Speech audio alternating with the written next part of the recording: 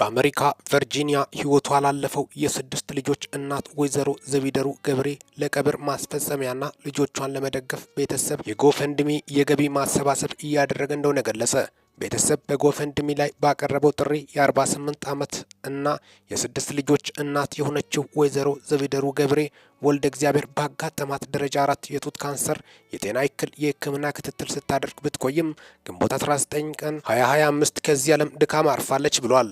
ወይዘሮ ዘቢደሩ ታማኝ ክርስቲያን፣ ለብዙዎቻችን አርአያ የሚሆን የክርስትና ሕይወት የኖረችና በሕይወቷ የተወደደች እህታችን ስትሆን ባላሰብነው ሁኔታ በስጋ ሞት ከጎናችን ተለይታናለች የሚለው የቤተሰብ የጎፈንድሚ መግለጫ ለቀብር ቦታና የቀብር ስነ ስርዓት ማስፈጸሚያ ወጪዎችን ለመሸፈን እንዲሁም በዚህ ከባድ አስቸጋሪ ጊዜ ልጆቿን ለመደገፍ ከሁሉም አካላት የገንዘብ ድጋፍ እያሰባሰብን ነው።